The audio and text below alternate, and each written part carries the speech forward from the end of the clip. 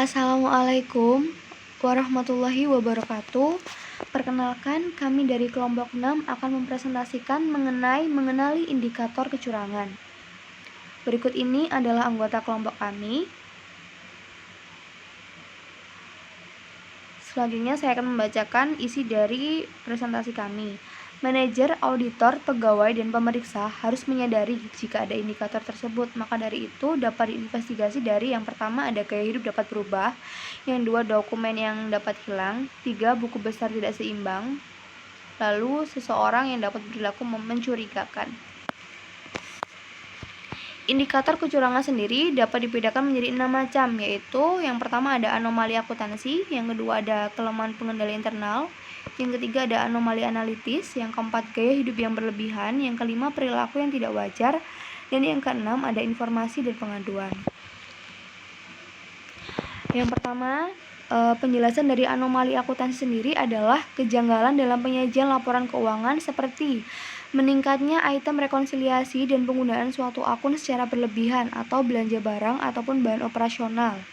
Indikator kecurangan umumnya melibatkan dokumen baik kertas maupun elektronik seperti cek, faktur penjualan, pesanan pembelian, daftar permintaan pembelian, dan berbagai macam laporan penerimaan.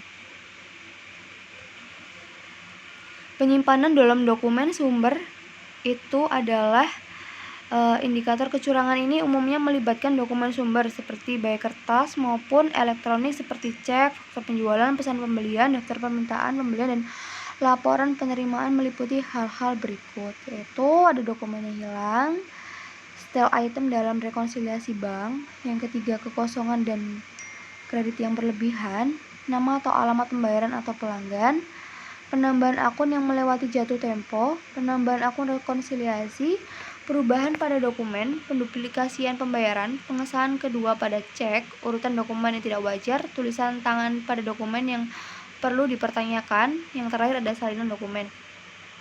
Kesalahan ayat jurnal. Akuntansi adalah bahasa. Permasalahannya, bahasa akuntansi tidak dapat dimanipulasi untuk mengatakan kebohongan. Berikut ini merupakan indikator kecurangan ayat jurnal yang umum terjadi. Yang pertama ada ayat jurnal tanpa dokumen komunikasi. Yang kedua ada penyesuaian yang tidak dapat dijelaskan untuk piutang, hutang, pendapatan, atau biaya. Yang ketiga, ayat jurnal yang tidak seimbang. Yang keempat, ayat jurnal yang dibuat oleh individu yang biasanya tidak akan membuat ayat jurnal tersebut. Yang kelima, ayat jurnal yang dibuat menjelang akhir periode akuntansi. Ketidakakuratan dalam buku besar. Dua indikator kecurangan yang umumnya terjadi terkait buku besar adalah yang pertama, buku besar yang tidak seimbang, yaitu total saldo debit tidak sama dengan total saldo kredit. Indikasi kecurangan karena catatan akuntansi tidak ditutup secara lengkap. Sebagai contoh, pelaku mungkin menggelapkan persediaan atau aset, tetapi tidak merefleksikan pengurangan persediaan dalam catatan akuntansi. Yang kedua, saldo akun atau pengendalian. Yang utama, nilainya tidak sama dengan saldo akun pelanggan atau pemasok. Indikator buku besar kedua adalah indikasi manipulasi saldo akun pelanggan atau pemasok tanpa mengganti akun piutang atau utang yang utama dalam buku besar, seperti yang telah dibahas sebelumnya. Yang kedua ada kelemahan pengendalian internal. Internal control weakness merupakan kelemahan pada sistem pengendalian internal seperti tidak adanya pemisahan fungsi dan tanggung jawab yang jelas, lemahnya pengamanan aset, lemahnya otorisasi, dan pencatatan yang tidak memadai. Dengan menggunakan implementasi sistem pengecekan independen, maka cara tersebut yang paling efektif untuk mencegah kecurangan.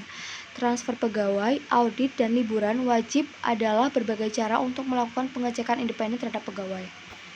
Indikator kecurangan pengendalian internal yang umumnya terjadi antara lain yaitu yang pertama adanya kurangnya pemisahan tugas, yang kedua kurangnya penjagaan fisik, yang ketiga kurangnya pengecekan independen, yang keempat, kurangnya otorisasi yang sesuai.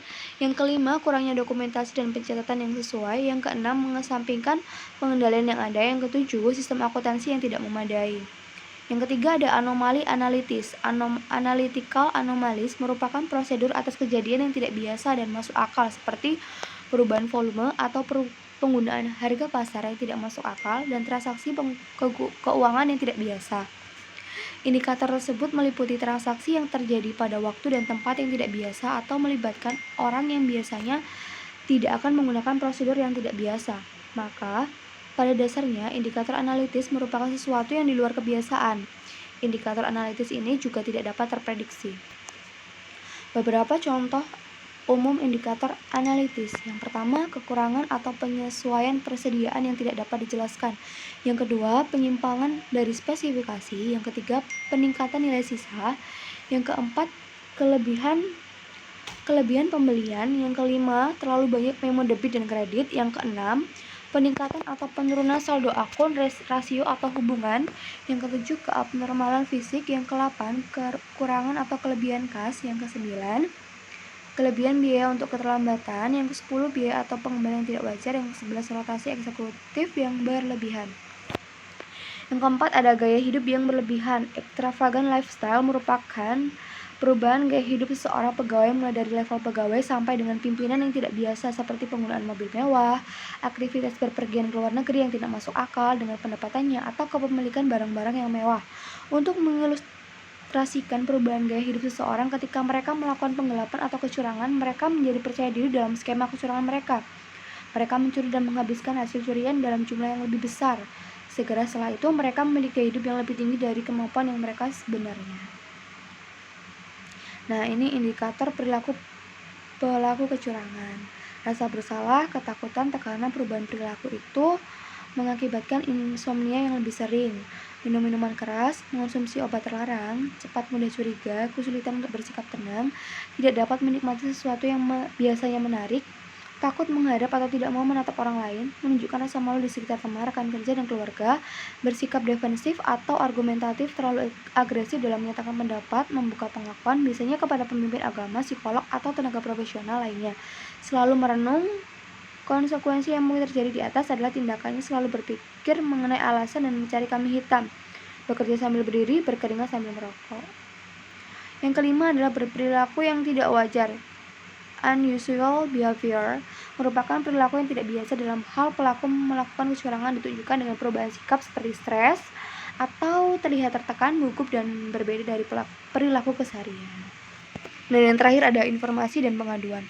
Tips and complaint merupakan informasi dan pengaduan dari pihak sekitar tentang kemungkinan terjadi fraud seperti informasi yang whistleblowing system, media cetak maupun media elektronik. Kapanpun informasi atau pengaduan harus diterima, mereka harus diperlakukan dengan hati-hati dan dipertimbangkan hanya sebagai indikator kecurangan. Individu seharusnya selalu dianggap tak bersalah hingga benar-benar terbukti bersalah dan tidak boleh dicurigai atau dituduh secara tidak adil.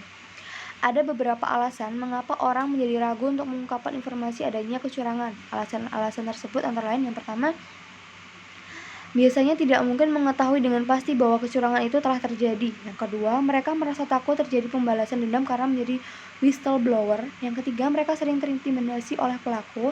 Yang keempat, mereka sering berpikir bahwa menuduh seseorang tidak dibenarkan. Yang kelima, tidak mudah untuk memberikan informasi dalam banyak organisasi. Kecurangan dapat dideteksi dari 3 elemen, yaitu tindakan pencurian, mengambil kas persediaan, aset, informasi, dan lainnya. Yang kedua, penyembunyian, seperti catatan diubah atau kesalahan menghitung. Yang ketiga, konversi atau perubahan gaya hidup. Terima kasih. Sekian presentasi dari kelompok kami. Apabila ada salahnya, kami mohon maaf. Wassalamualaikum warahmatullahi wabarakatuh.